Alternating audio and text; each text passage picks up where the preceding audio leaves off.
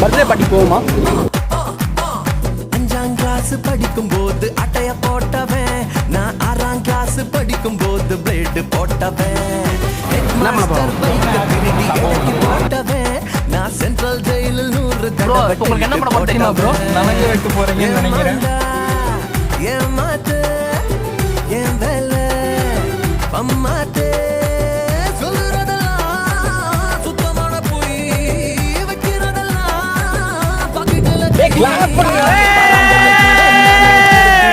நெகி நெகி ராஜா ராஜா நான் ராக்கெட் ராஜா.